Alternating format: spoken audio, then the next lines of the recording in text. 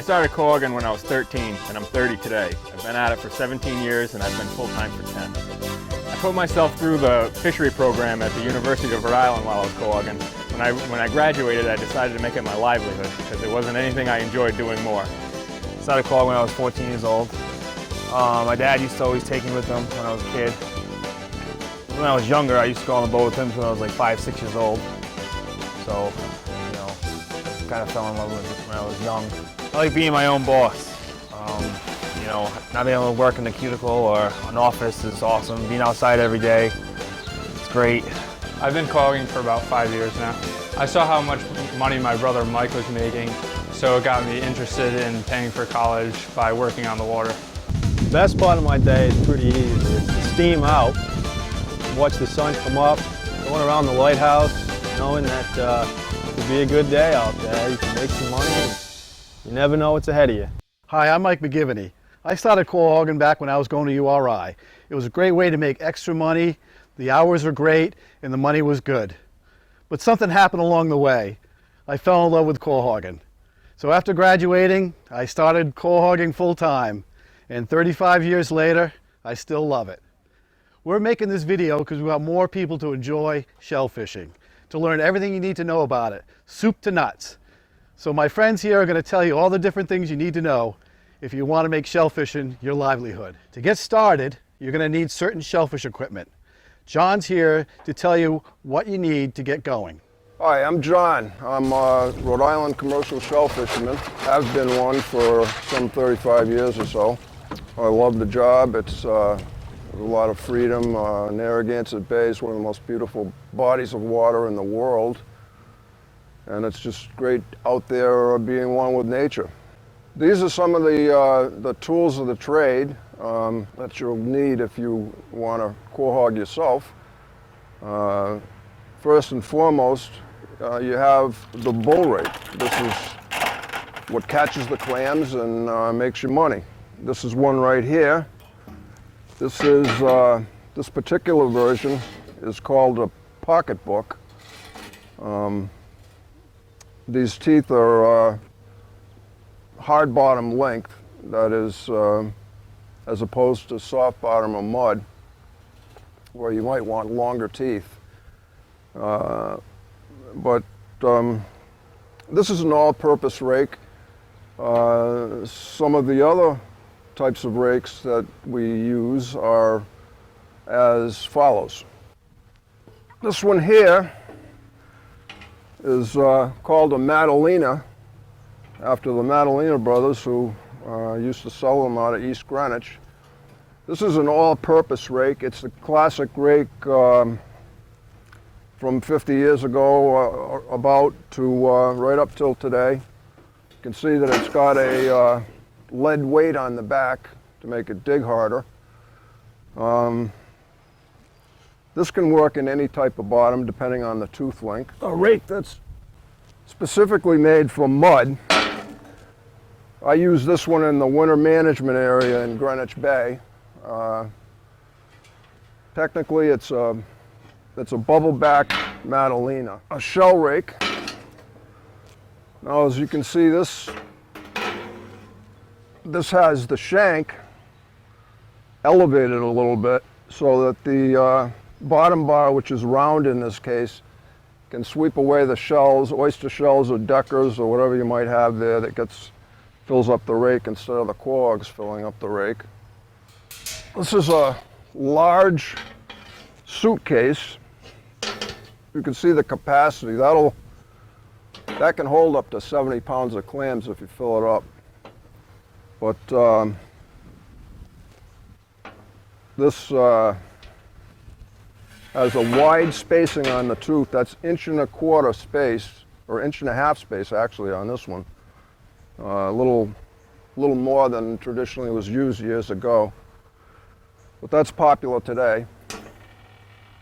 Another accessory that you might want to have in your arsenal of equipment is skids. These are different types of skids. These are flat skids right here, and these are round skids. Now the purpose of this is to keep the rake from digging too deep.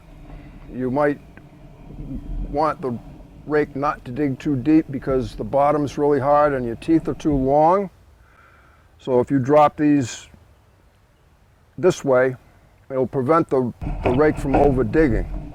Efficiency is what it's all about, and if you can be more efficient by being prevented from over digging, that's a good thing. So after you've successfully harvested a bucket or a bag of quahogs, you have to fill out a shellfish harvest tag, and that's going to have your name, your license number, the date, the location of the harvest, the area that it's harvested in, and also the time that it was harvested. So that way your shellfish are going to be ultra safe. They have to be sold within a short amount of time before the next day. Now that you're fully equipped, you're ready to go out onto the wilds of Narragansett Bay and start quahogging. Picking out a boat is one of the most important decisions you'll be making. Here's Dave to explain all your options. Hi, I'm Dave Gigliotti. I'm here on behalf of the Rhode Island Shell Fishermen's Association, and we're going to look at some boats today. If you're just starting out into the business, this is a little how-to portion of our videos of the type of boat that you might be interested in and what would help you in your business. So basically, I have my stales on the outside of the boat. It gives me more room inside the boat. Stales are the pipes that we use to put the rake on so that we can get to fishing, okay? Now, a couple of things that are really kind of essential for a shell fishing boat. Pick tray. This is, we call this a tag line. We'll get into that a little bit later. And a rack, an undersized rack. Undersized, very important that they go back into the water. So basically how the boat is set up is, I have my workstation here and my pick tray here, and as I'm quahogging or shell fishing, the rake comes in, I dump it on the cull tray or the picking tray, and then I sort through, sort to size. This is very, very important. Very, very important piece of equipment, okay? This right here is a electric pot hauler, okay? When you're starting out quahogging, or shell fishing, it's not really necessary that you get one of these, but it does make life a whole lot simpler if you do have one. But again, for years and years and years, in the beginning of the business, when I got into it, we didn't use them, we didn't need them, but when they were okayed by the state to use them, it does make life simpler. Not necessary when you're first starting out though. So when you are getting into the business, one of the biggest concerns that you have is the configuration of the boat, size of the boat, and style of the boat. And that's what I'm going to talk about a little bit today. One of the things that you really want to make sure is the boat big enough to handle most types of weather. When you're starting in the business, a lot of times we all start with smaller boats and we get to a boat this size. This isn't necessarily the size that you would want to start with, but the way I have it here, after being so many years in the business, I have a full cabin so that in the winter time I can get out of the weather if I need to. It's a good place to store my shellfish out of the sun, which is very, very important, okay? And being we're on a very, very large bay, at times it can get kind of choppy out there. So in a boat this size, I feel that I'm about the safest in all 4 seasons. Basically, you want a boat that's somewhat open in design. Large deck space, you want a lot of deck space. And when you're looking at a boat, you really want to make sure that the deck is sound, the transom is sound, okay? And one of the biggest things that I advocate to people that are starting in the business is, if you don't know much about boats, hire a professional to come with you and look at the boat. Hire somebody, it's well worth every penny if you find a boat and have them come and take a look with you, because if you are making your livelihood out of this, you want to be as safe as possible. It's very, very important. It is commercial fishing, and it can be, at times, somewhat dangerous. You can minimize that risk if you're in a proper boat. So again, one of the biggest things that you want to consider when you're looking at a boat is the deck space, okay? You need enough room to work. It is a work boat, so you want to make sure that there's not a lot of clutter and a lot of seats. Again, that's why my sails, my poles are up on the side, okay? My pick tray is tucked up into that rear quarter, and that gives me enough room that when you start working, you're not tripping over things, and being on the water, you don't want things under your feet. So it gives me ample room for that type of activity. One of the things that you definitely want to look at when you're looking at a boat is how much clutter is in the way and the type of deck space. Very, very, very important when you're looking at a Shellfish boat. Here's a great little starter boat. This is something that you may want to look at, this type of boat, when you are getting into the business. The reason I mention that is it's an older boat. It's got an open floor plan, so you can move the console where you would want to move it to give you more deck space in the center of the boat. Typically these boats go for very little money, and you can power it with small horsepower, which is another consideration when you're looking to get into the business. You don't want to overburden yourself with a big boat payment, so this is a great example of a starter boat right here, okay? This console could come forward. You could build or have built a small lean-to so that you could get out of the weather a little bit. You have plenty of deck space here. Again, the motor, which we get into a little bit later on, is something completely different than the boat itself. But for this type of business, this boat would be a really good candidate, okay? And if you're handy, a lot of times you can put a little bit of money into a boat like this and have it last for years and years. It would be a really good investment. Here's another great example of a quahog boat. She's a 19-foot Seahawk, and she's got a small cuddy cabin up in the bow. Now the reason this cuddy cabin is in the bow is that when it gets a little choppy out, he has a little bit better control over the boat. A lot of quahog boats or Shellfish boats have the cabins in the stern. Cabins like this one, but they're set back towards the motor. It provides a softer ride, but a lot of times if it gets very choppy out, the boat has trouble getting over the next set of waves. So this gentleman here, like myself, I have mine up in the bow. He prefers it in the bow. Little choppier ride, but provides a little bit more control over the rig. Again, he has a wide open floor space here. He doesn't have a pot hauler, okay? Again, not a necessary thing when you're starting out. It's just another expense that isn't necessary. And he's got a splash well in the stern of the boat, which provides extra protection for water coming in during a certain type of a sea.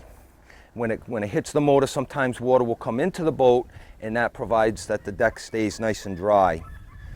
This is a very, very typical starter quahogging boat right here. 19 feet, powered by a 75 horse, very economical to run. He's got a protection for the 3 seasons, okay? And it's a very, very safe little boat. This is another great example of a starter boat. This was an older boat that was rehabbed. This gentleman took the floor out and he did a lot of work to it, and that's not necessary when you're beginning, but he went a little bit over and above. It's an older boat, but it was designed as a work boat. Okay, it's a fiberglass Midland. Now what he's done here, this is called a Dodger. This provides a little bit of protection for most of the year. In the winter time, it makes for a very cold ride. So for me, and for a lot of the guys that do it full time, this wouldn't be the optimum boat for us. But for getting into the business and starting out, this is a great example of that. He's got a 70 horse Evinrude, which is super economical, and it basically runs on pennies. The whole operation. He's got the pot hauler here and the pick board. They're all combined as one, so that's really nice. He's got a wide open deck. That's great. And his sails or his poles are up on the side like mine. That gives him more room in the boat. And that's really important when you're outfitting your boat, that you want as much room as possible, because again, this is a work boat, so that you want to make sure that everything is laid out so that you're not tripping over anything. Safety-wise, this is very important because you don't want things around your feet as you're working. Okay, again, commercial fishing can be very dangerous. So you want to make sure that you minimize those risks by outfitting your boat correctly and laying it out correctly. Well, we've talked a little bit about boats today, but biggest thing that I really want to impress upon you is that if you're going to get into this business, you really need to take a safe boating course. It is so important that you know the rules of the roads out here, and there are rules, like those cans behind me. There's a way to pass boats, things of that nature. So you really, really want to make sure that when starting out in this new venture, that you're taking the utmost precautions of your safety and the people around you. The best possible places to go is the DEM, or to find out about safe boating courses, U.S. Coast Guard Auxiliary, U.S. Power Squadrons. Those types of places are a wealth of information, and they're more than happy to help you. But it's very, very important that before you even step foot on your new boat in your new career, that you make sure that you definitely get safe boating knowledge. So we talked a little bit about boats today and safety courses, and you've picked out your boat and you're ready to go out on your first time out. So basically we're going to turn it over to Jeff Grant here, and he's going to talk a little bit about some of the things that you need to do when you get out at your first day of core hogging, setting up your pipes, things like that. Good luck. So the first thing you do when you get to where you're going to work is you bring your sails out, which we've already done. Now the amount of sails that you're going to use, it depends on the depth of the water. Here we're in about 16 feet of water, and as a general rule of thumb, you want to use about twice as much sail as the depth of water. And that's a good starting point. So you have lots of sails to cover lots of different depths of water. So once you get to your spot, you start setting up, and you're going to have like a main pipe. This is what this would be, and just pieces that go together. So you use your collar, and then insert your T-pipe, and a lot of these will have some play, so you can adjust to the depth that you're in, and just tighten down on a nut, and that will secure the T-stock in the main. Then you get your rake clamps. You usually use 2 of these to secure the rake to the main, and there's a hole right in the main pipe, as you can see there, and there's a little tab on the tang of the rake, and that tab goes in the hole, and you tighten down on your rake clamps. So now you're set up to go digging. So once you start getting ready to dig, you got your sails together.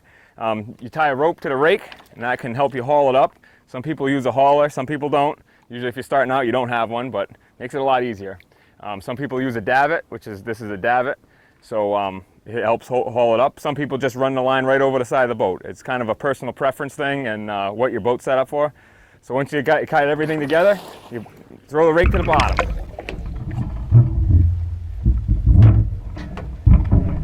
All right, now one of the most important things when you start digging is you got to make sure that the teeth are pointing down.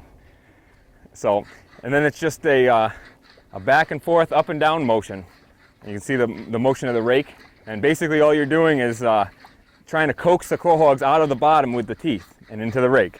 So it's kind of a circular motion with a little bit more emphasis on the towards you, is how I would explain it. So there's a little more power in that motion.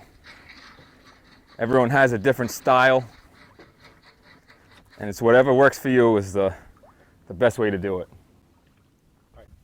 All right, now we're going to check and see what we got in the rake here.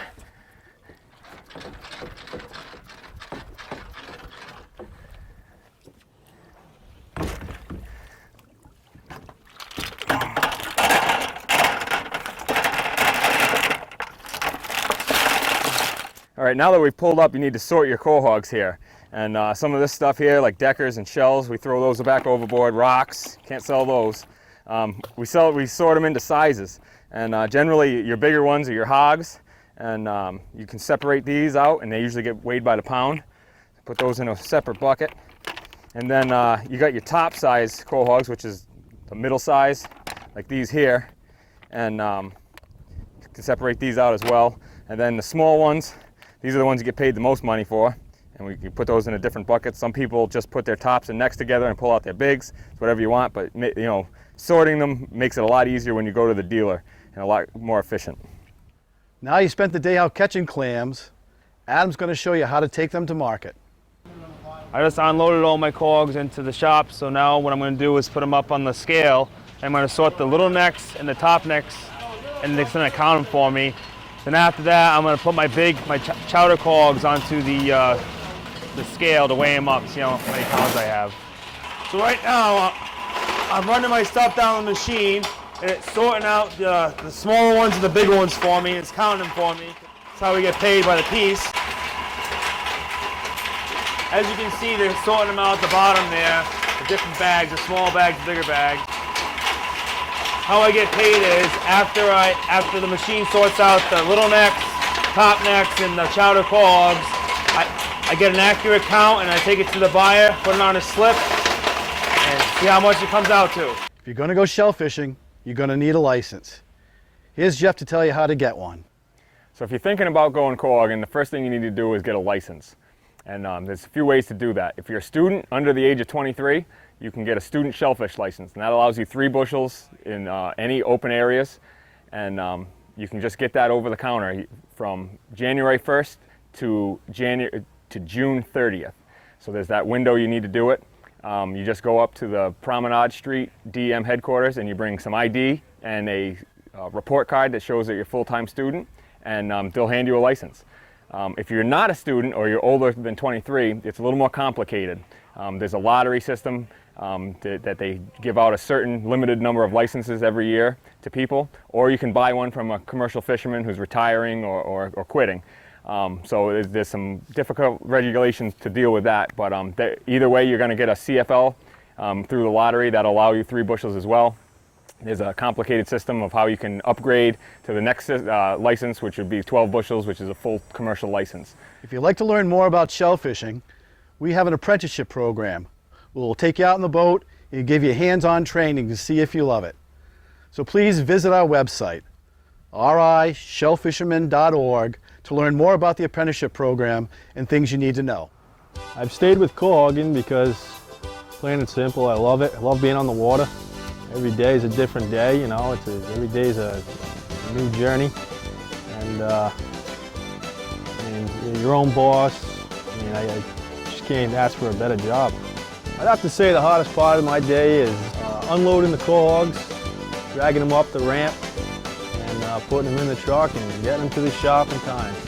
It's very physical. It's a lot of upper body strength. Use your shoulders a lot. Well, you know, when you're digging, I don't use a hauler. So I just pull it up, and it's like, to be in the gym for 5 hours. The hardest part of my day is being my own boss. You need to be self-motivated. Nobody's going to get you, and hold you accountable for what you do, but you need the self-motivation to be a good cohogger.